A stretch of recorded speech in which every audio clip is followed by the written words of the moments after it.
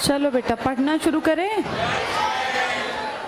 कल हम पढ़ रहे थे लोकसभा के बारे में। हमने दो सभाओं की बातचीत की थी, एक राज्यसभा और एक लोकसभा।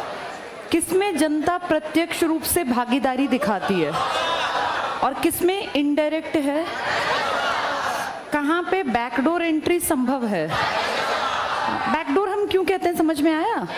क्योंकि उसमें जिसके एमपी एमएलए का बेटा, कोई बहू, किसी की वाइफ, किसी का दामाद, अगर उनको एमपी बनाना है तो जनता के बीच में लाने की ज़रूरत ही नहीं है।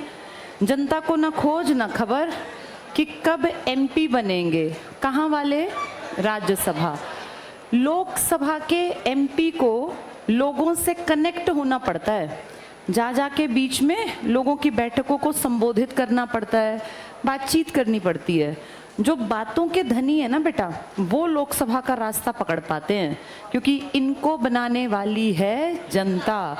और जनता के बीच में जाके भाषण देंगे तो ही तो जनता इम्प्रेस होगी। इसका मतलब जिनको बोलने की बढ़िया कला है, जो लोगों को इम्प्रेस करना जानते हैं अपनी बातों से, उनका रास्ता खुल जाता है लोकसभा का। और जो थोड़े नए खिलाड़ी हैं, अभी मंझे हुए नहीं हैं, जिनको बात नहीं करनी आती, जो जनता के सामने अपनी बात रख नहीं पाते, उनको एमपी बनाना हो तो रास्ता कहाँ से गुजरेगा? राज्यसभा। राज्यसभा में 6 साल एक्सपीरियंस लेके, थोड़ा बहुत बोलना सीख के, फिर अगला इलेक्शन किसका लड़ा जा सकता है? क्या कोई राज्यसभा का मेंबर राज्यसभा में रहते रहते लोकसभा का इलेक्शन लड़ सकता है? हाँ, लड़ सकता है बेटा। इनको हर तरह की छूट दे रखी है। लोकसभा वाला राज्यसभा में जा सकता है, राज्यसभा वाला लोकसभा में आ सकता है, एमएलए एमपी बन सकता है, एमपी एमएलए। और ज़रूरी नहीं है अपनी नौकरी छोड़ी जाए, ये अपनी पोस्ट पर बैठे बैठे भी दूसरे इलाके में चुनाव लड़ सकते हैं। हाँ, चुनाव जीतने के बाद एक पोस्ट खाली करनी पड़ेगी, यानी एक एमपी अगर चाहे तो वो छोटे लेवल का कौन सा इलेक्शन भी लड़ सकता है? एमएलए। लेकिन जब वो वहाँ जीत जाएगा ना, तो फिर ऑप्शन है कि भाई इनमें से एक पकड़ ले, दोनों तेरी नहीं हो सकती पोस्ट। फिर वो चाहेगा तो एमएलए बना रहेगा, एमपी का पद त्याग देगा। लेकिन जब एमएलए का इलेक्शन हुआ तो उसके सिर पे तलवार नहीं थी, क्योंकि वो ऑलरेडी क्या था? एमपी था। ऐसे ही एमएलए का, तो एमएलए एमपी इन सबको ना बेटा, मंत्रियों को इस बात में बहुत फ़ायदा है। इनको कभी भी हमारी तरह ये नहीं है कि भाई तुम लोग इस नौकरी को छोड़ो तब तुम अगली के इलेक्शन लड़ोगे। कोई भी उपराष्ट्रपति रहते रहते प्रेसिडेंट का इलेक्शन लड़ सकता है बिना इस्तीफा दिए। हार गया तो कोई बात नहीं, उपराष्ट्रपति तो है ही, इसकी तनख्वाह तो ले ही रहा है। जीत गया तो इसको खाली कर देगा, यहाँ चला जाएगा। इसलिए इन लोगों को ज़्यादा टेंशन नहीं होती, हमारी तरह इनकी चिंता नहीं है। तुम अगर तुम्हारे पिताजी इलेक्शन लड़ना चाहें तो सबसे पहली शर्त होगी, अगर वो किसी गवर्नमेंट जॉब में, चाहे वो ग्रुप डी हैं, वो चपड़ासी हैं कहीं, उनको नौकरी सबसे पहले त्यागनी पड़ेगी।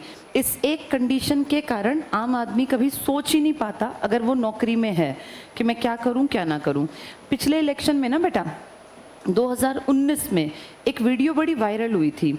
एक बीएसएफ के किसी सैनिक ने अपनी खाने की कंडीशन, बर्फ़ के पहाड़ों में कहीं बैठे थे, उन्होंने अपने खाने की स्थिति दिखाई थी कि देखो ये रोटी मिलती है जिसको जानवर भी ना खाए, और ये दाल। वो वीडियो रातों रात वायरल हो गई कि भाई पैसा तो बहुत आता है लेकिन पैसा जाता कहाँ है। वो जब इतनी वायरल हुई ना, तो एकदम से रातों रात फिर उनके ऊपर उनकी सेना के अधिकारियों ने अगले दिन कहा भाई ये क्या किया तुमने, क्योंकि ये बात तो सीधे सैन्य प्रशासन और प्रधानमंत्री और सब लोग लपेटे में आएंगे। उस आदमी को बेटा सस्पेंड कर दिया, वो अपने गांव आ गया। उसके बाद उसको किसी ने कहा कि भाई तुम इलेक्शन लड़ लो, तब इलेक्शन सिर पे था। तो उस आदमी ने उस टाइम पे, पिछले इलेक्शन में कौन पीएम थे अपने? मोदी जी ना। 19 के इलेक्शन में उसने कहा मैं मोदी के खिलाफ वहीं की सीट से इलेक्शन लड़ूंगा। ये बहुत बड़ा चैलेंज था। अब उसका नाम भी मुझे नहीं याद, तुम्हें तो याद होगा ही नहीं क्योंकि तुमने नोटिस ही नहीं किया होगा। ये बड़ा मुद्दा बना कि पीएम की जो ताकत है उसको चैलेंज किया एक सैन्य अधिकारी, तो नहीं कहूँगी अधिकारी, तो अफसर हो गए, एक सैनिक ने, छोटे रैंक का अधिकारी था। उस आदमी की ना हर जगह कवरेज हो गई, अखबारों में, मीडिया में। उस टाइम पे ना बेटा सोशल मीडिया इतना नहीं था। जैसे तुम नोटिस करो, सोशल मीडिया सबसे ज़्यादा आया है 20 के बाद, क्योंकि 20 में क्या आ गया, पेंडेमिक ना, लोग खाली बैठे थे। उस टाइम पे तुम देखना सारे लोग जो है स्टार बने हैं। 20 से पहले 19 तक ना लोगों के पास काम था, तब हाथ में इतना फ्री हैंड मोबाइल नहीं इस्तेमाल करते थे मोबाइल, लेकिन इतने फ्रीक्वेंट इस्तेमाल नहीं थे।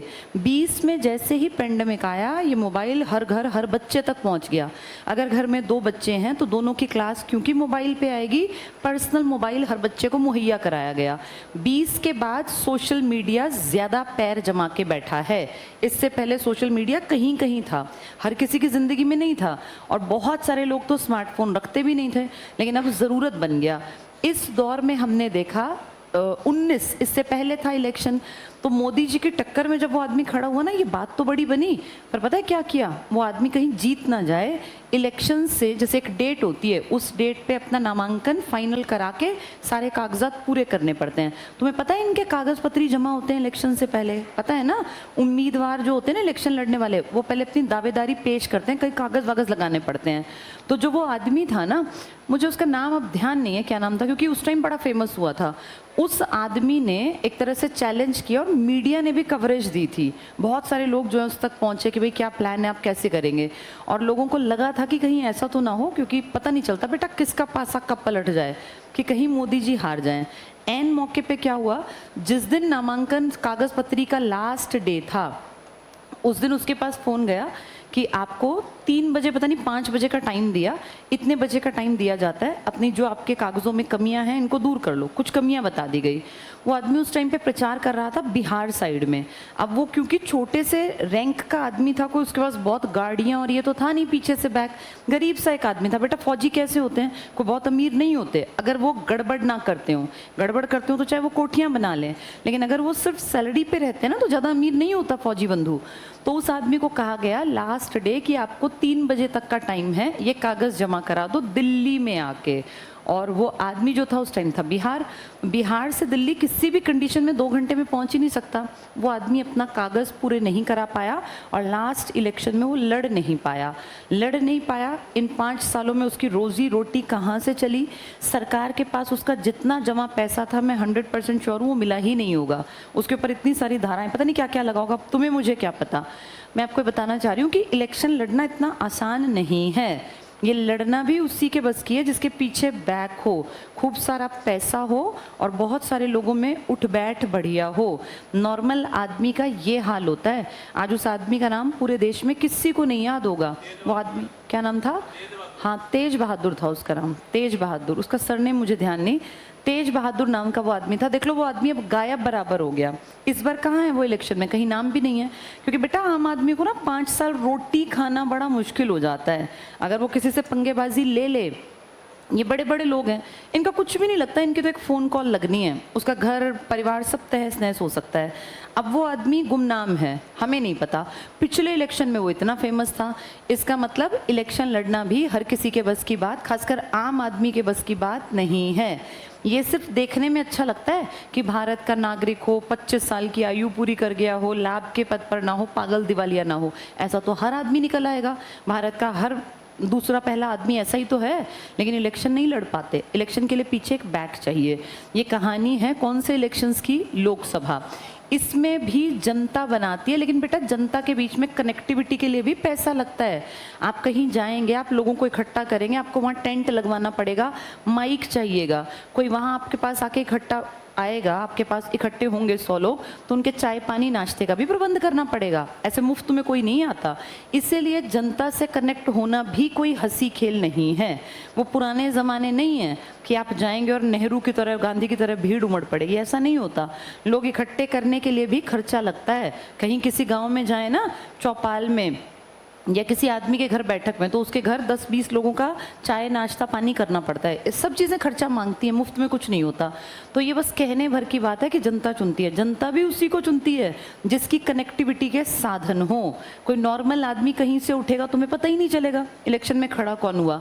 जो प्रसिद्ध है वही तो जनता के तक पहुंच पाएगा। और प्रसिद्ध किससे होते हैं? पैसा खर्च करने से। अखबारों में आपके रोज़ के फोटो आए, शहर भर में, गाँव भर में, गली में, मोहल्ले में, नुक्कड़ में आपके बड़े बड़े होर्डिंग्स हो, आपके पोस्टर्स हो, आपकी रैलियां निकलती हो, आप जगह जगह जाके लोगों से मिलें, बैठें, चाय नाश्ते का प्रबंध करें, तो फिर आप फेमस हैं। अब नॉर्मल आदमी इतना कहाँ से करेगा? इसीलिए नॉर्मल कोई आदमी प्रसिद्ध नहीं होता। जो प्रसिद्ध नहीं है उसे जनता नहीं चुनती। तो क्या लोकसभा में पहुंचना आसान है या मुश्किल है? हमारे सामने की बात है, अब इलेक्शन चल रहे हैं। चलो किताब खोलो ज़रा, कहाँ तक पहुंचे थे हम कल देखो। 76 पेज हमने पढ़ा था, चेक करो। 77 भी पढ़ लिया शायद, है ना? 78 की शक्तियाँ छुड़वाई थी, 79 का लोकसभा पढ़ रहे थे। और लोकसभा में पेज नंबर 80 शायद कंप्लीट हुआ था। ये पैनल वाली बात हुई थी ना। लोकसभा की बैठकों की अध्यक्षता कौन करता है? लोकसभा का अध्यक्ष। अगर अध्यक्ष ना हो तो, और अगर वो भी ना हो तो राष्ट्रपति 6 सबसे मैच्योर लोगों का एक पैनल बनाता है, फिर वो अध्यक्षता करता है। कल देखो मैंने लास्ट में ये इंपॉर्टेंट लिखवाया होगा, नहीं उनमें से कोई एक, 6 सेफ्टी के लिए बनाते हैं। चलो पेज नंबर 81 पे आ जाओ। 80 कंप्लीट हो गया था हमारा, ठीक है। 81 पे आ जाओ। जो ये एमपी हैं, मान लो ये अब एमपी बन गए, तो इन एमपीज को जाके बैठकें भी लेनी पड़ती हैं क्या? या बस ये बन गए तो बन गए? इनकी बेटा बैठक होती है, पहले इनको काम करना पड़ता है, काम का जवाब देना पड़ता है बैठक में। अब ध्यान से सुनो, हमारे देश में जब बैठक होती हैं उसे हम कहते हैं संसद का सत्र। एक ट्रिक मैंने शायद बताया होगा, BMW। बी का मतलब बजट। बजट का असली मतलब होता है चमड़े का बैग, चमड़े का थैला। बुजेट शब्द है ये, हम बोलते बजट हैं। इस बजट में पूरे आने वाले साल के पैसों का खर्चा लिखा जाता है कि पैसा कहाँ से आएगा और पैसा कहाँ जाएगा। यानी सोर्स ऑफ इनकम और एक्सपेंडिचर, इन दोनों को आने वाले साल को जब हम लिखते हैं तो हम कहते हैं हमने बजट बना लिया। एम का मतलब है मॉनसून, मॉनसून यानी बारिश का टाइम, इस टाइम का सेशन। और डब्ल्यू का मतलब विंटर। इस टाइम पे सब पहुंच जाते हैं दिल्ली, और दिल्ली में लोकसभा राज्यसभा की बैठक होती है। अब जब ये बैठक होती है ना बेटा, तो यहाँ क्वेश्चंस पूछे जाते हैं और मंत्रियों को क्या देने पड़ते हैं? आंसर्स। ये क्वेश्चन पूछने वाले भी इनमें से ही हैं। ये कौन लोग हैं क्वेश्चन पूछने वाले? जिसको आप कहते हैं विपक्ष। कोई अपनी सरकार से सरकार का आदमी क्वेश्चन नहीं पूछता, वो तो घर पूछ लेगा। यहाँ विपक्षी क्वेश्चन पूछेंगे और आंसर कौन देंगे? मंत्री। क्यों मंत्री क्यों देंगे? क्योंकि वो मंत्री हैं, जिम्मेदारी है। हर आदमी की जिम्मेदारी नहीं। मान लो तुम हो, तुम 543 बैठे हो, तुम सारे के सारे मंत्री नहीं हो, तुम सारे हो एमपी। तुम में से 81 लोग क्या बन पाएंगे? मंत्री। इन 81 से क्वेश्चन करेंगे बचे हुए लोग। जिसके मन में क्वेश्चन आएगा वो उठ के ऐसे सीधे क्वेश्चन नहीं पूछेगा, वो क्वेश्चन को लिख के और जो उस सदन का हेड होगा यानी अध्यक्ष उसे देगा कि सर मुझे क्वेश्चन पूछना है। वो अध्यक्ष जिससे क्वेश्चन पूछना है उसको 15 दिन पहले बता देगा कि सर आपसे ये क्वेश्चन पूछा जाएगा। कितने दिन पहले बता दिया? अब ये 15 दिन तक ये क्वेश्चन, ऐसा नहीं कि इसको टेंशन है, ये उस क्वेश्चन के कागज को लेके, और जो मंत्री है आप जानते हैं इसके नीचे काम करने वाला है सचिव। किस रैंक का है ये? IAS। कुछ नहीं करना है, सो कागज लिया, सचिव को पकड़ा दिया। सचिव की टेंशन है कि क्वेश्चन क्या लिखा है। एक और बात बता दूं, क्वेश्चन लिखने वाला भी कोई आदमी पढ़ा लिखा ज़्यादा नहीं होगा। क्वेश्चन लिखने वाले ने भी 2-4 लोगों से पूछताछ करके यार क्या क्वेश्चन लिखूं, क्या पूछूं, उसने पूछा। अब ये सचिव सारे आंकड़े इकट्ठे कर देगा। IAS के नीचे 1000 लोग काम करते हैं, कुछ नहीं करना, एक कमांड देनी है, काम पूरा तैयार, फाइल आ जाएगी। इसने जाके वहाँ फाइल पढ़ देनी है। और ये इतने ज़्यादा, अब मैं क्या शब्द इस्तेमाल करूँ, ये ऐसे अजीब होते हैं कि उस फाइल को आधी बार पहले पढ़ के भी नहीं देखते, और वहाँ जब जाके फाइल खोलते हैं तो इनसे फाइल पढ़ी भी नहीं जाती। तुमने देखे ऐसे एग्जाम्पल जब बड़े बड़े मंत्रियों से शब्द नहीं पढ़े गए, संख्या नहीं पढ़ी गई, ऐसे बहुत सारे उदाहरण हैं हमारे। अभी पीछे हरियाणा में नहीं, अपने जो शिक्षा मंत्री थे, अब तो थे हो गया ना, वो कितनी रकम थी, वो 1 लाख कुछ रकम थी, वो उनसे पढ़ी नहीं गई। 1,17,000 कुछ रुपए थे, 4-5 बार अटके 1,17,000 पढ़ने में। फिर माइक पे बोले इकाई दहाई सैकड़ा, तब तक पीछे से किसी ने, ज्ञानचंद गुप्ता जी थे विधानसभा स्पीकर, उन्होंने बताया कि 1,00,000 कितने 17,000 इतना पढ़ना है। तब फिर वो पढ़ा। जैसे वो पढ़ रहे होंगे कोई आंसर लिखा किसने होगा, सचिव ने लिख दिया, भाई वो तो पढ़ा लिखा IAS है, लेकिन उसको बोलने के लिए वो डिजिट तो उसी को पढ़ने पड़ेंगे ना, मंत्री को, वो तक नहीं पढ़े जाते। और ये एक नहीं बेटा, ये बहुतों की कहानी है, ये तो एक तो एग्जाम्पल है। अब मान लीजिए कोई MP बैठक में ही ना जाए तो उसको भी निकाल दिया जाता है अगर वो 60 दिन तक बिना बताए एब्सेंट रहे। जैसे स्कूल में होता है ना कि इतने दिन तक अगर बच्चा एब्सेंट है नाम काट देंगे, ऐसा नहीं रूल होता है, तो ऐसे ही इसका कितने दिन का रूल है, 60 दिन। 60 दिन तक इसको या तो लिखित में बता के जाए, अपने आप गायब नहीं होना। देखो पढ़ के पेज 81 पर, यदि कोई सदस्य सदन की अनुमति के बिना 60 दिन की अवधि से अधिक समय के लिए सदन के सभी अधिवेशनों में, कितने अधिवेशन बताए तुम्हें मैंने, 3, कौन कौन से, BMW, अधिवेशन के पास लिख लो BMW, 3 सेशन है ये, बजट, मॉनसून, विंटर, ठीक है, इसको बोलते हैं सेशंस। इंग्लिश में भी देखो लिखा है, if a member remains absent in all the sessions of the house for more than 60 days, 60 दिन से ज्यादा की अवधि के लिए अनुपस्थित रहता है तो सदन उसके पद को रिक्त घोषित। फिर कहेंगे ये बस ये है ही नहीं, अब ये सीट खाली हो गई। किसकी सीट खाली हो गई? क्या ऐसी सीट पे इलेक्शन कराए जाएंगे? हाँ, इलेक्शन बेटा बीच में हो जाते हैं। जब इलेक्शन बीच में होते हैं ना तो उसे कहते हैं उपचुनाव, बाय इलेक्शन कह देते हैं इसे, बाय इलेक्शन। ऐसा 2 कंडीशन में होता है। पहला, अगर किसी की सदस्यता रद्द कर दी जाए कि भैया अब ये सदस्य नहीं है, रद्द हो गई, सीट वैकेंट है। दूसरा, किसी की डेथ हो जाए, मृत्यु हो जाए, तो भी सीट दोबारा भरी जाती है। पूरे देश में इलेक्शन नहीं कराने पड़ते, बस उस सीट जिस पे वो बैठा था, जहां का आदमी मर गया, वहां इलेक्शन करा दो। इसी को बायपोल भी कहते हैं, इसी को कहा जाता है बायपोल, या इसी को कह देते हैं उपचुनाव। तो उपचुनाव कब होते हैं? या तो कोई मर जाए या कोई हटा दिया जाए किसी भी सीट से। आगे पढ़ो, लोकसभा अध्यक्ष के काम और अधिकार।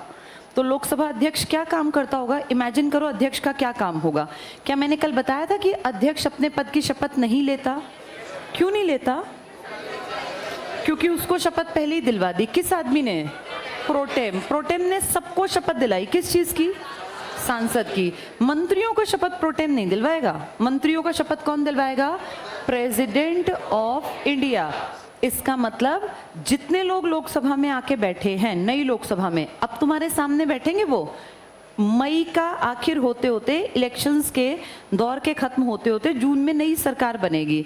तुम सब टीवी पे लाइव देखोगे, 2 तरह की बात आएगी। एक तो लोकसभा अध्यक्ष जो प्रोटेम बनेगा, और एक जो मंत्री शपथ लेंगे। जितने मंत्री शपथ लेंगे ना, उन सबको शपथ दिलवाएगा प्रेसिडेंट, और जितने MP बनेंगे उन सबको शपथ दिलाएगा प्रोटेम स्पीकर।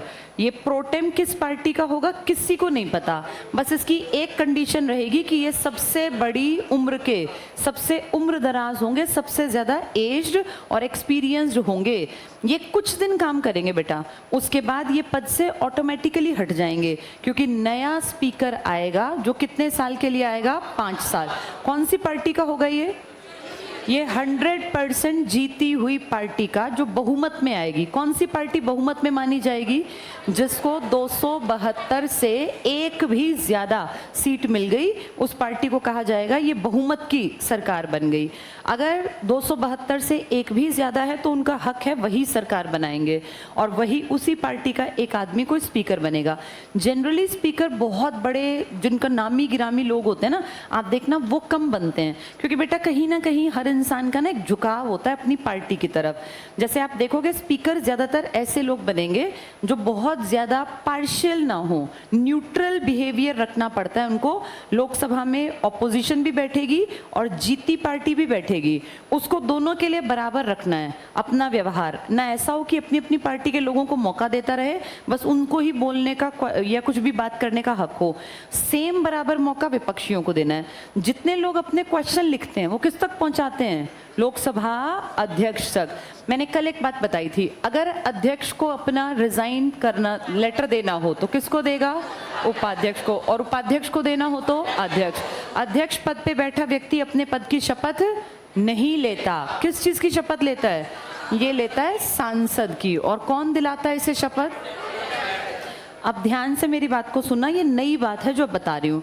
हमारे देश में ना बेटा मेन काम क्या है? लोकसभा राज्यसभा का सबसे मेन काम है इन लोगों का लॉ बनाना, कानून बनाना।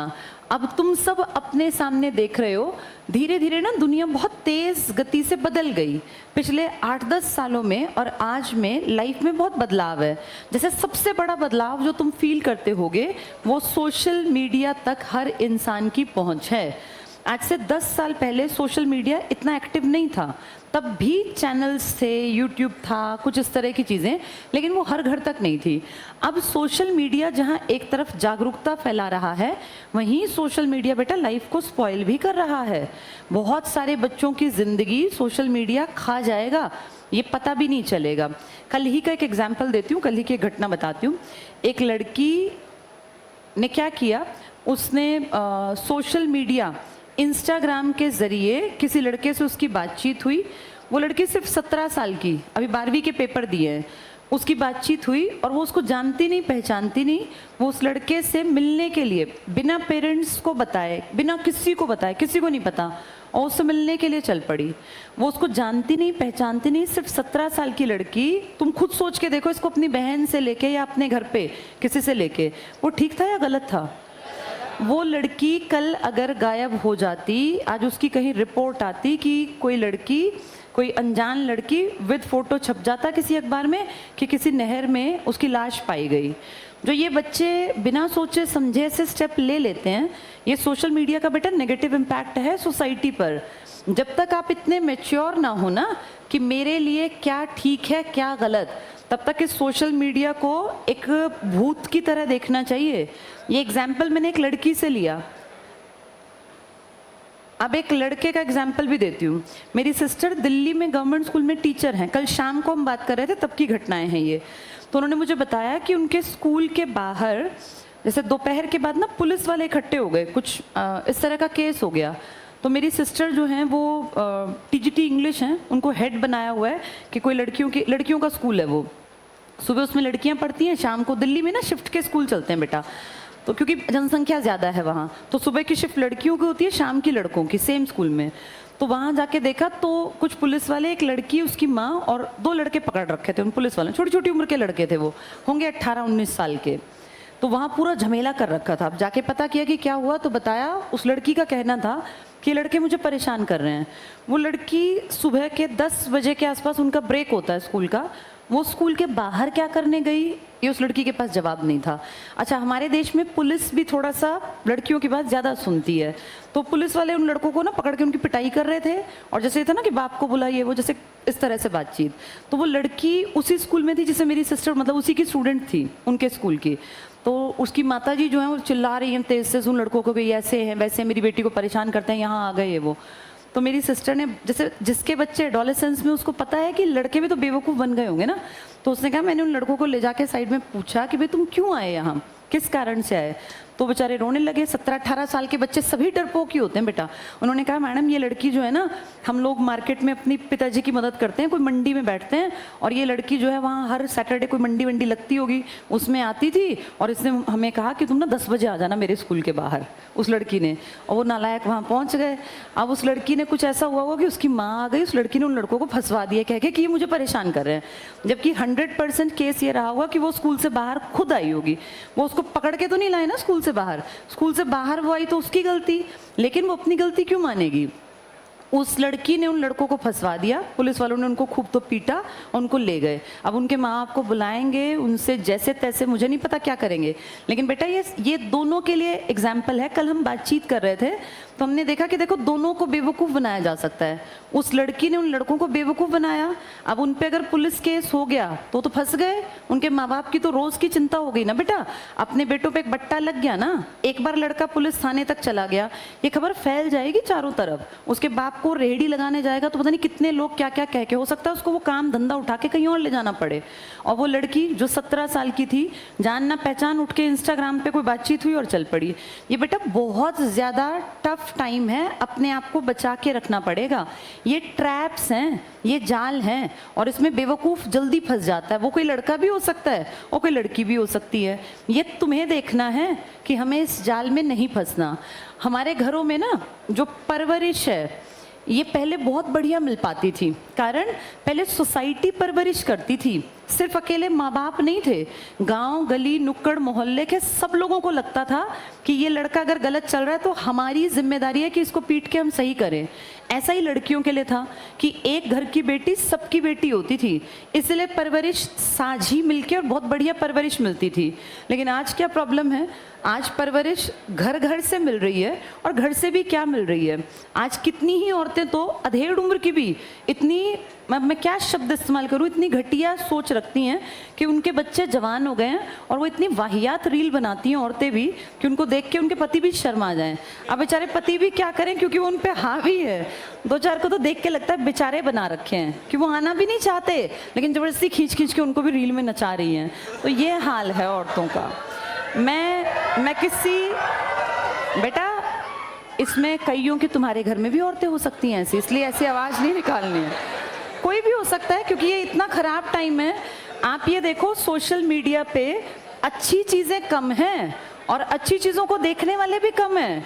ज़्यादातर वायरल क्या होगी, बहुत ही फूहड़ वाहियात कोई भी ऐसी चीज़। तो बेटा ये पेरेंट्स की भी जिम्मेदारी है। अब तुम्हारे बीच में कुछ लोग वो भी बैठे हैं जिनके बच्चे 5 साल 7 साल के होंगे। इस टाइम पे ना ये जो समय है ये बहुत ज़्यादा मुश्किल समय है। इस टाइम संस्कार, परवरिश, ये सब चीज़ें एक तरफ कर दी, और हर किसी को पता है क्या लग रहा है कि मेरी ज़िंदगी मेरी है, मैं चाहूँ जैसे जीऊँ। इसीलिए घर परिवार में, रिश्तों में मैच्योरिटी तो खत्म हो ही गई, परवरिश पे भी एक क्वेश्चन मार्क लग गया। आज लगभग लोग झूठ के, फरेब के इन जालों में फंस गए। और ऐसा नहीं है कि लोग पहले बड़े शरीफ थे, पहले भी लोग बोलते थे बहुत सारे लोग, लेकिन आज ना इसको लोगों ने बड़ा कैजुअल बना दिया, जैसे जनरलाइज कर दिया, हर चीज़ को नॉर्मलाइज कर दिया कि कोई बात नहीं, ऐसा तो होता ही रहता है। ऐसा नहीं है बेटा, ज़िंदगी जो है ना ये बहुत सुंदर है, और ये तब खूबसूरत है जब तुम लोग अच्छे बनोगे। जैसे लाइफ में तुमने सोसाइटी से जो लिया वो पे बैक करना पड़ेगा, वापस लौटाना पड़ेगा। कुछ लोग तो अपनी ज़िंदगी ऐसी काट जाएंगे, पूरी ज़िंदगी तबाह कर लेंगे, ना कुछ सीखेंगे ना आगे बढ़ेंगे, गंदगी में रह के और उस गंदगी में ही पूरा जीवन व्यतीत कर देंगे। कुछ लोग इस चीज़ को समझते हैं कि यार ये टाइम बड़ा टफ है, डिस्ट्रैक्शंस ज़्यादा हैं, ड्रग्स की बात करें, शराब की बात करें, तरह तरह के नशों की बात करें, या ये गंदगी की बात कर लें। इस रील्स का भी एक नशा ही है। कई लोग तो 4-4, 6-6 घंटे पूरा टाइम इंस्टाग्राम पे और इन पे शॉर्ट्स पे और इन पे देते रहते हैं, वीडियोस पे। इस टाइम की कीमत को समझो, टाइम लिमिटेड दिया करो। बेटा जो ये 9th-10th के बच्चे यहाँ बैठे हैं ना, आशीष, ये जो गड़बड़ करे इनके कार्ड ले लेना, जो भी गड़बड़ करे। इस समय की कीमत को पहचानो, इस समय को बर्बाद मत करो। ये टाइम बड़ा कीमती है, ये बार बार लौट के नहीं आएगा। चलो पढ़ेंगे इसको। पेज नंबर 81 पर हम पढ़ रहे हैं, लोकसभा अध्यक्ष के कार्य और अधिकार। पहला पॉइंट देखो, सदन के सदस्यों के प्रश्नों को स्वीकार करना। प्रश्न कौन करेगा, मंत्री या बाकी सदस्य? हाँ, मंत्री कितने होंगे? हाँ, 81 ना कह के कह दिया करो 15%। किसका 15%? ऑफ 543 का, ये मंत्री। बाकी सारे क्या हैं? सांसद। सांसद मतलब MP। सारे विपक्षी हो सकते हैं क्या? नहीं। विपक्ष बनने की कंडीशन क्या है? 1/10 ऑफ 543। हो सकता है कोई विपक्षी ना हो, तो क्या कोई क्वेश्चन नहीं पूछेगा? पूछेंगे।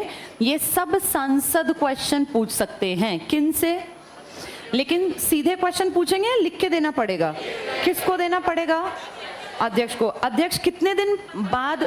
हाँ, 15 दिन का टाइम के सर आपके लिए क्वेश्चन आया है, इसने भेजा है, ये आप तैयार कर लेना। तो यहाँ ये असली क्वेश्चन आंसर्स हैं या दिखावटी हैं? सब दिखावटी। कौन लिख रहा है क्वेश्चन? विपक्षी या कोई भी। और आंसर कौन लिख रहा है? मंत्री या सचिव? और सचिव का लेवल क्या है? आईएएस का। बेटा वो तो कुछ भी लिखेगा ही, उसको सारी समझ है। असली मंत्री काम करने वाला है, मंत्री को कुछ लिखना ही नहीं है। चलो पढ़ के देखो। तो प्रश्नों को स्वीकार करना। अगला पॉइंट करो, विभिन्न विधेयकों और प्रस्तावों पर मतदान करवाना और परिणाम घोषित करना।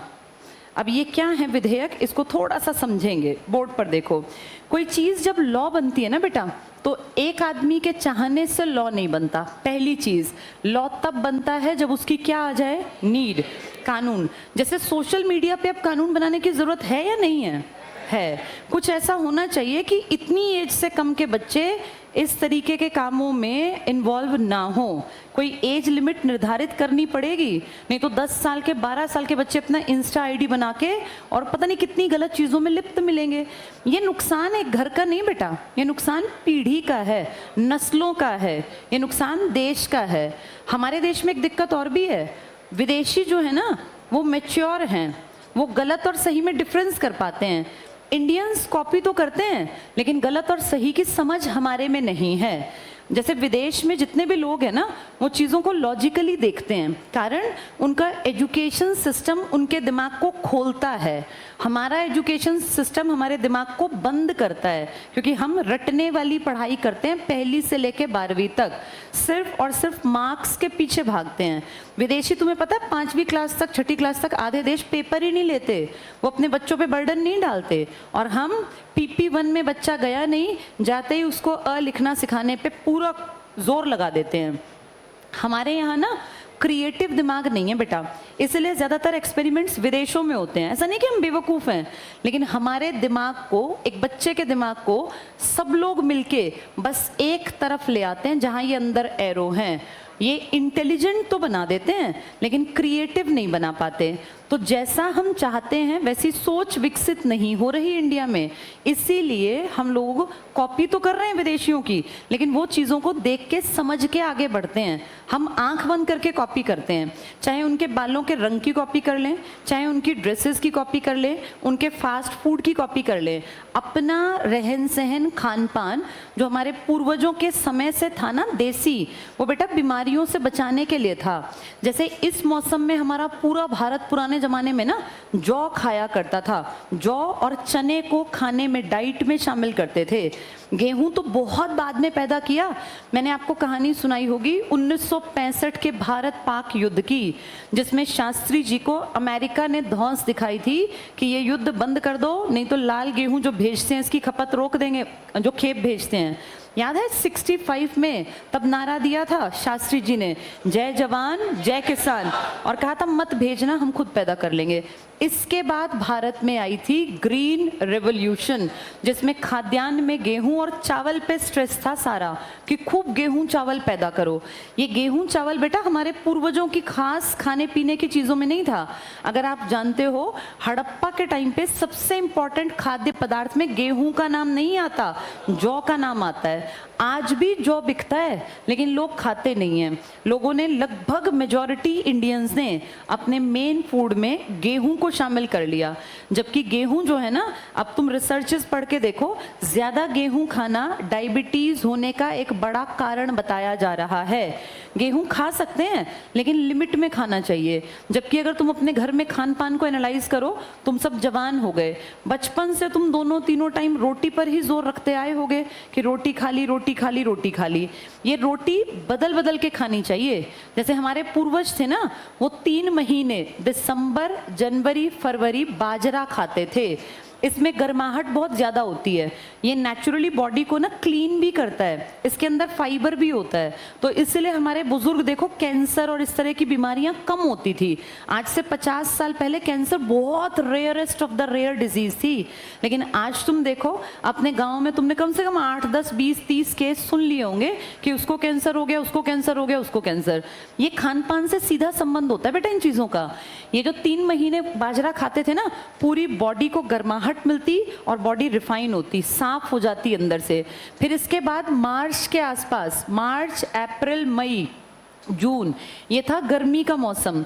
इस मौसम में हमारे यहाँ पे जौ और चना, क्योंकि देखो सर्दियों में चना बोया जाता है, सर्दियों की फसल है ना चने की, फिर वो कट जाता है, उसको झाड़ लेते हैं।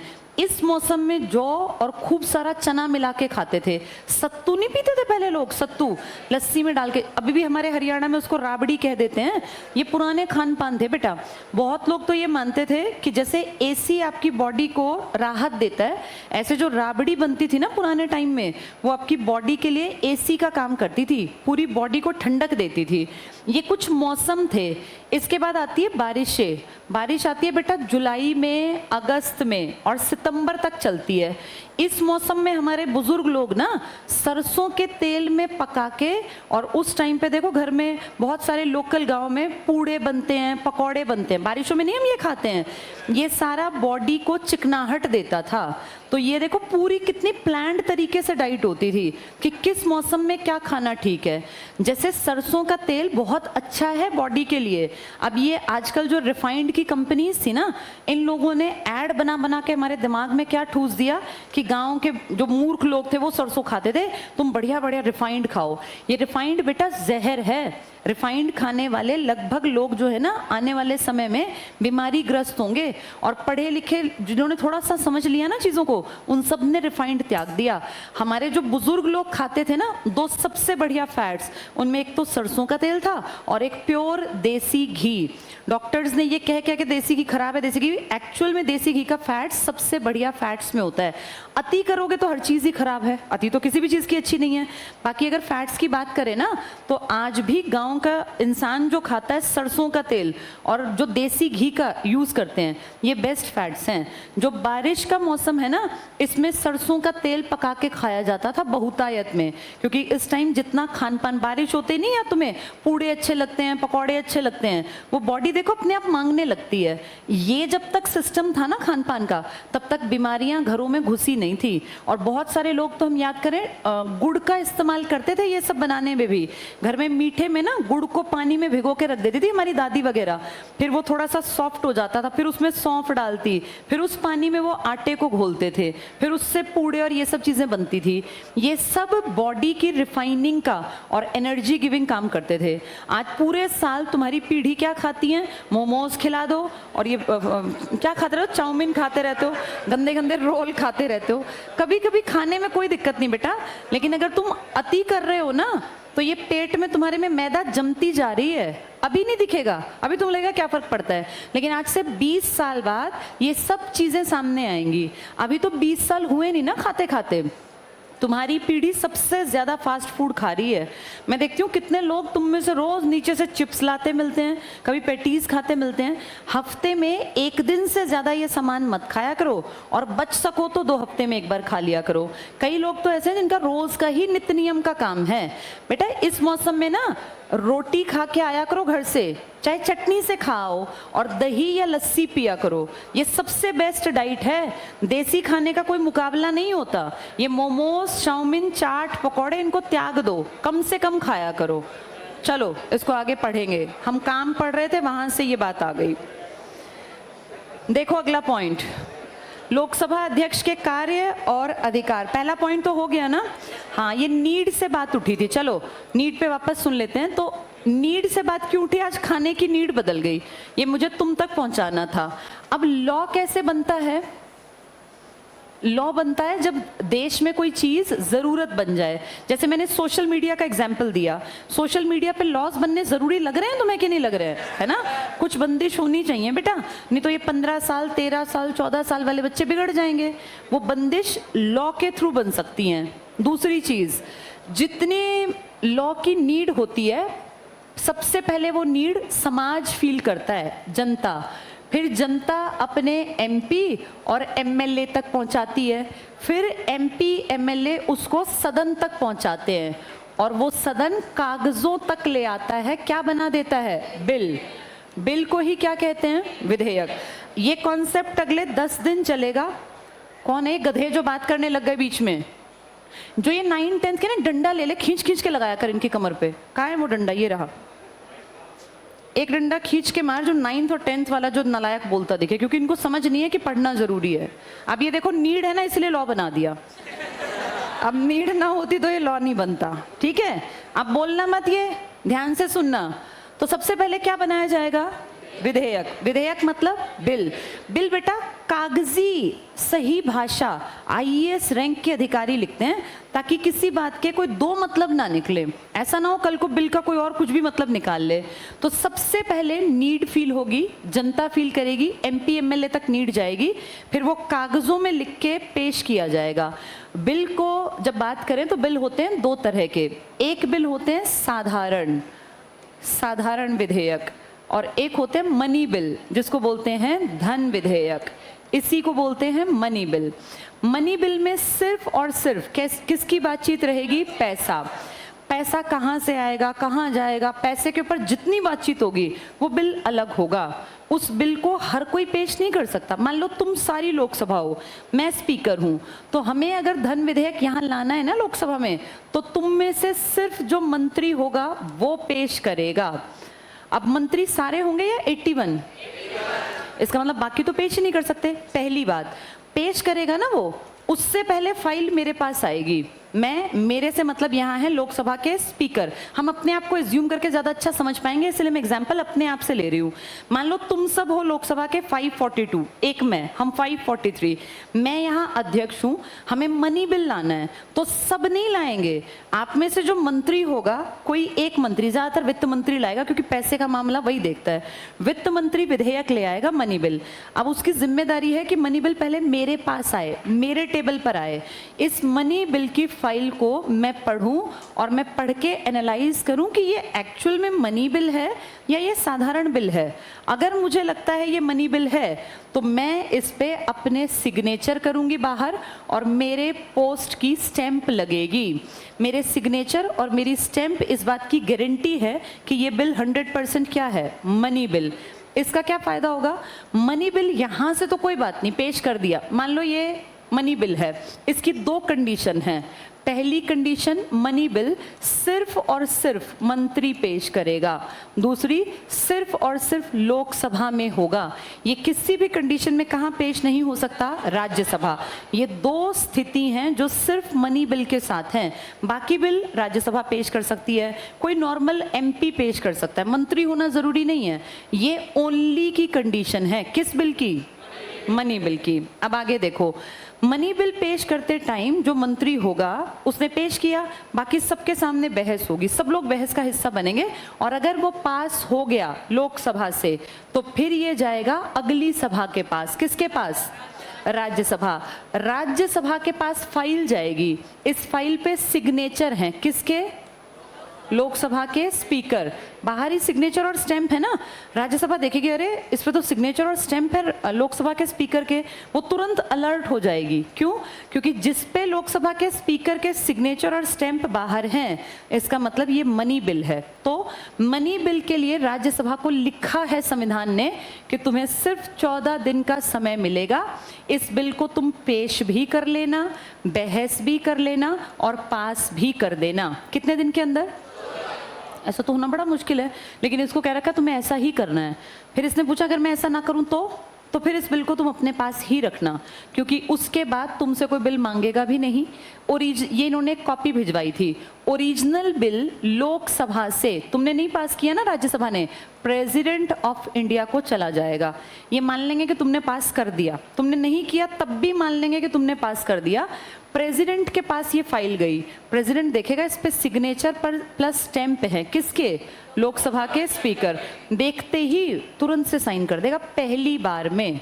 ऐसा क्यों? पहली बार में ही क्यों? क्योंकि इस कहानी से पहले रियलिटी में प्रेसिडेंट ऑफ इंडिया को ही फाइल भेजी गई थी। पेश वेश तो बाद में किए गए। सबसे पहले फाइल जाती है प्रेसिडेंट के पास कि सर ये मनी बिल है, अगर आप कहेंगे तो हम पेश करेंगे, वरना पेश नहीं करेंगे। प्रेसिडेंट सारी फाइल को पढ़ता है, समझता है, और उसे लगता है ये ठीक है, तो फिर वो कहता है ठीक है पेश कर दो। इसकी प्रायर परमिशन लेके ही पेश किया जाता है। जब इसने परमिशन पहले दे दी तो क्या अब ये मना करने का हकदार है? नहीं ना। इसलिए मनी बिल को फर्स्ट टाइम में सिग्नेचर करेगा कौन? राष्ट्रपति मना नहीं कर सकता, न वीटो इस्तेमाल कर सकता। इसलिए ध्यान से देखने पर मनी बिल में लोकसभा ही नंबर 1 है। राज्यसभा सिर्फ कितने दिन रोक पाई थी? 14 दिन। और राष्ट्रपति कितनी बार में बाध्य है? पहली बार। तो इससे दिखाई दिया कि मनी बिल में अकेले किसकी चलती है? लोकसभा। इसीलिए पैसे का सारा खेल लोकसभा के हाथों में है, इसी कारण से। क्या ये पॉइंट क्लियर हो गया? बताओ, मनी बिल कहाँ पेश होगा? कौन पेश करेगा? पहले परमिशन किसकी लेगा? राज्यसभा को कितने दिन मिलेंगे? अगर ना पास करे तो पास मान लिया जाएगा और फिर फाइल किसके पास जाएगी? प्रेसिडेंट मना करने की पावर रखता है क्या? क्यों नहीं मना कर सकता? क्योंकि पहले पूछा था। ये पहले वाली बात सबको नहीं पता होती, लेकिन हम पढ़े लिखे हमें पता है, पहले पूछ रखा था। अब देखो, दूसरा बिल है साधारण विधेयक, कॉमन बिल। इसमें क्या होता है? पहली चीज, ये कहीं भी पेश हो सकता है। कहीं भी का मतलब लोकसभा और राज्यसभा, कहीं भी।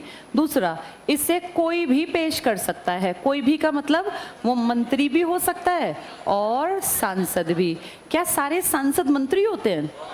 क्या सारे मंत्री सांसद होते हैं? हाँ, ये कंपलसरी है। अगर कोई बाहर का मंत्री बन गया तो बाहर का कोई आदमी मंत्री बन सकता है कि नहीं बन सकता? बन सकता है। कोई बाहरी व्यक्ति मंत्री, मान लो मोदी जी तुम में से किसी को मंत्री बना दे इस बार, अगर ऐसा हो जाता है, होगा तो नहीं पर सोच लो, तो तुम मंत्री बन सकते हो, बना सकते हैं वो। लेकिन फिर 6 महीने के अंदर अंदर उसे एमपी बनना पड़ेगा। अगले 6 महीने में लोकसभा के इलेक्शन तो है नहीं, तो कहाँ से एंट्री करवाएंगे? राज्यसभा। इसलिए तो बैकडोर एंट्री बोल रही हूँ मैं इसको बार बार। यहाँ किसी की भी एंट्री हो सकती है, क्योंकि पूरे देश में कहीं ना कहीं सीट खाली होंगी। 6 महीने में जिस आदमी को मंत्री में फिट करना है उसको राज्यसभा का सांसद बना देंगे। लेकिन बेटा, ये बाहरी आदमी तुम और मैं कभी नहीं होंगे। ये बाहरी आदमी भी कौन होगा? कोई बड़ी पोस्ट का पहले 10 बार इलेक्शन में जीता हारा हुआ कोई आदमी, ऐसा आदमी मंत्री बन सकता है। तो क्या बिना इलेक्शन लड़े भी कोई मंत्री पद पे बैठ सकता है? हाँ, लेकिन फिर क्या कंडीशन है? 6 महीने के अंदर उससे कहीं ना कहीं का सांसद, कहीं ना कहीं से किसके चांसेस हैं? चांसेस हैं राज्यसभा के। कोई मर आ गया तो लोकसभा का, तो लोकसभा के इलेक्शन भी हो सकते हैं। पर लोकसभा में जितना मुश्किल होता है बेटा, उसमें जनता का फेवर चाहिए, राज्यसभा में नहीं चाहिए। चलो अब बताओ, क्या सारे मंत्री सांसद होंगे? क्या कोई सारे सांसद मंत्री होंगे? अच्छा, सिर्फ मंत्री कौन से बिल पेश कर सकते हैं? और साधारण विधेयक कौन पेश कर सकता है? कोई भी। और कहाँ पेश हो सकता है? कहीं भी। अब देखो, साधारण विधेयक कैसे क्या होगा। मान लो हमने पेश कर दिया लोकसभा, मान लेते हैं। सबसे पहले पेश होगा, फिर इस पे क्या होगी? बहस, और लास्ट स्टेज में ये पारित होगा। इसके बाद ये चला जाएगा राज्यसभा, सेम पेश होगा, बहस होगी, पारित हो गया। अब कहाँ जाएगा? President of India. इसके पास फाइल गई फर्स्ट टाइम, इसने पढ़ी, इसको ठीक लगी, इसने सिग्नेचर कर दिए, बड़ी आसानी से कानून बन गया। अगले दिन अखबार में आएगा, भारत में एक नया कानून अस्तित्व में आ गया। तुम पढ़ोगे और हमें लगेगा ठीक है भाई, अब से ऐसे काम करना है, क्योंकि तुम और मैं तो कानून को फॉलो करेंगे ही करेंगे। अब ये बड़ा आसानी से मैंने लिख दिया, इतना आसानी से कानून बनता नहीं है, ये सिर्फ तुम्हें समझाने के लिए लिखा। देखो क्या होता है, जनरली बहस में ही बात अटक जाती है, बड़ा मुश्किल होता है यहाँ से पारित कराना। गिरते पड़ते पारित करा दे तो फिर यहाँ से पारित नहीं हो पाता, यहाँ फंस जाता है मामला। अगर एक पारित कर दे और दूसरी मना कर दे तो फिर बड़ी दिक्कत आती है। फिर क्या करें? इस कंडीशन में जिसने पारित किया ना, वो प्रेसिडेंट को कहती है कि सर, मैंने अपने यहाँ पे बिल पेश किया था, पारित हो गया था बहस होके, लोग ये दूसरे वाली सभा पास नहीं कर रही। तो प्रेसिडेंट कहता है यार चिंता मत करो, लड़ने की जरूरत नहीं है, दोनों इकट्ठे बैठो, इकट्ठे आ जाओ, इकट्ठे बैठक करवाऊंगा। इस इकट्ठी बैठक को कहा जाता है बेटा संयुक्त बैठक। इसी को हम कहते हैं जॉइंट सेशन। इंडिया में आज तक सिर्फ 3 जॉइंट सेशन बैठे हैं। लास्ट बैठा था 2002 में, उसके बाद नहीं बैठा। संयुक्त बैठक में सब पहुंचते हैं, लोकसभा प्लस राज्यसभा। लोकसभा के कितने पहुंचते होंगे? और इनके 245। अब मुझे बताओ किसका बहुमत चलेगा, किसकी चलेगी? लोकसभा। इसीलिए हर बार लोकसभा ने जो चाहा वही हुआ। राज्यसभा के चाहने से काम नहीं होगा। किसके चाहने से काम होगा? क्योंकि बेटा इनके पास सिरों की ताकत है। लोकतंत्र में सिरों की ताकत गिनी जाती है, यहाँ भी सिरों की ताकत ज़्यादा सर इसके पास है, इसलिए इसकी चलेगी। अब मान लीजिए जॉइंट बैठक नहीं करवाई तो क्या करवाएंगे? यहाँ पे एक ने पास किया, दूसरी ने भी पास कर दिया, दोनों ने पास कर दिया। फाइल गई इसके पास, इसने मना कर दिया, भाई मैं नहीं साइन करता, मुझे गड़बड़ लग रही है, तो फिर फाइल वापस जाएगी। इसके पास पावर है एक बार मना करने की। फाइल जाके इसने थोड़ा सा इसको चेंज कर दिया, कुछ बदलाव कर दिया। इसने कहा भाई तेरी पुरानी फाइल ठीक थी, चेंज तो मुझे नहीं पसंद आया तेरा। अब फिर लड़ पड़े ये। प्रेसिडेंट फिर कहेगा रुक जाओ, लड़ो मत, इकट्ठे बैठ लो। यानी एक पास करे, दूसरा भी पास करे, राष्ट्रपति वापस भेज दे, और राष्ट्रपति जो चेंज सुझाए एक, दूसरी उसको पसंद ना करे, तो फिर से क्या बुलानी पड़ेगी इसको? Joint session. पहले कब बुलाई थी इसने? एक ने पास किया, एक ने फेल किया। अब दोनों ने पास किया, किसने मना कर दिया? राष्ट्रपति। एक ने उसमें बदलाव कर दिया, दूसरी को बदलाव पसंद नहीं आया, फिर से ज्वाइंट सेशन। तीसरी कंडीशन, एक पास कर दे, दूसरी 6 महीने न हाँ न ना, फाइल साइड में पड़ी है, काम ही नहीं कर रही। फिर ये शिकायत करेगी सर हमने 6 महीने पहले एक फाइल भेजी थी, न तो हाँ करते न ना करते। तब फिर ये कहेगा भाई तुम क्यों परेशान कर रहे हो उनको, तुम इकट्ठे ज्वाइंट सेशन में आ जाओ। इसका मतलब ज्वाइंट सेशन कितनी कंडीशंस में बुलाया जाएगा? 3 में। एक पास करे, एक फेल करे, दोनों पास करें, राष्ट्रपति मना करे, एक उसमें चेंज कर दे, दूसरी को चेंज पसंद ना आए, एक पास कर दे, दूसरी कितने महीने रखे? 6 महीने। इन 3 कंडीशन में किसके पास जाती है ये? जैसे घर में नहीं होता भाई, 2 भाई बहन हैं, 2 भाई हैं, 2 बहनें हैं, आपस में लड़ पड़े, तो लड़ पड़े तो फाइनली निपटारा घर में या तो माँ, पिताजी तक तो जाते नहीं वो क्योंकि अच्छी कुटाई कर देंगे, माँ तक ही पहुँच जाते हैं कि मम्मी इसने मेरा ये किया, इसने मेरा। तो माँ क्या करती है? उन दोनों का झगड़ा निपटवा देती है। ऐसे ही ये इन दोनों का झगड़ा निपटवाता है, लेकिन निपटवाता है बस 3 कंडीशन में। जब एक पास करे, एक फेल करे, एक पास करे, दूसरी 6 महीने काम ना करे, दोनों पास करें, राष्ट्रपति चेंज करने को कहे, एक चेंज कर दे और दूसरी को चेंज पसंद ना आए, तब बेटा इस कंडीशन में ज्वाइंट सेशन। आज तक सिर्फ इतिहास में 3 बार इकट्ठी बैठी हैं ये। क्यों बैठी हैं जान लो। 1961 में बैठी थी, नेहरू प्राइम मिनिस्टर थे, दहेज के लिए कोई अधिनियम बनाना था कि भैया दहेज गलत सही इसके ऊपर, तब इकट्ठी बैठाई थी। 19 एक और बैठी थी, 78 के आसपास बैठी थी शायद, मुझे एग्जैक्टली सन नहीं याद आ रहा। बैंक से जुड़ा था बेटा, बैंकिंग से जुड़ा। और तीसरी बैठी थी 2002 में, ये लास्ट थी, पोटा, प्रिवेंशन ऑफ टेररिज्म एक्ट। 2001 में ना हमारे संसद भवन में आतंकवादी घुस गए थे और उन लोगों ने संसद भवन पे अटैक कर दिया था। उस टाइम पे फिर कहा था प्रिवेंशन होनी चाहिए, टेररिज्म अटैक जो करते हैं इसके लिए हमें स्ट्रिक्ट नीति बनानी चाहिए। तो कुछ लोगों ने कहा ये तो काला कानून हो जाएगा, जैसे अंग्रेजों का था, ये मत बनाओ। फिर ये पास नहीं हुआ था, तो इसके लिए लास्ट इकट्ठे बैठे, 22 साल बीत गए इकट्ठे बैठे। किस किस को? लोकसभा और राज्यसभा को। तीनों पॉइंट समझ में आ गए? दहेज के लिए इकट्ठे बैठे, कोई बैंकिंग के लिए इकट्ठे बैठे, और लास्ट बैठे हैं प्रिवेंशन ऑफ टेररिज्म एक्ट। इस टाइम पर अटल बिहारी वाजपेयी जी की सरकार थी, लास्ट तब बैठे थे। उसके बाद आज तक ये इकट्ठे नहीं बैठे, 22 साल बीत गए, अपने अपने काम दोनों अलग अलग करते हैं। तो लोकसभा राज्यसभा समझ में आ गई। बिल कितनी तरह के हैं? 2। कौन कौन से? एक साधारण और एक धन। धन कहाँ पेश होगा? केवल लोकसभा, केवल मंत्री। साधारण कहीं भी, कोई भी। साधारण विधेयक को कितने दिन रोक सकती है एक सभा? नहीं, साधारण को 6 महीने। और धन को? धन को कौन रोक सकती है? हाँ, लेकिन सिर्फ 14 दिन। लोकसभा तो पेश करके अपने आप पारित करेगी।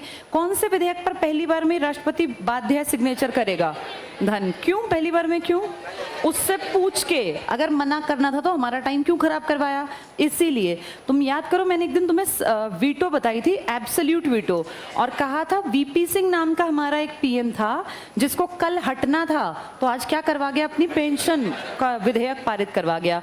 तो रामास्वामी वेंकटरमन जी ने कहा मैं क्यों पास करूं, ये धन विधेयक है, और धन विधेयक की शर्त है कि पहले मुझे दिखाते फिर पेश करते। तुम बढ़िया निकले, कल अपना पेश किया, पारित किया, खुद ही पास करके चले गए, क्रॉस लगा दिया। उन्होंने एब्सोल्यूट वीटो का इस्तेमाल किया था ना, ये मैंने बताई थी एब्सोल्यूट वीटो क्लास में। ठीक है, चलो बाकी कल पढ़ेंगे।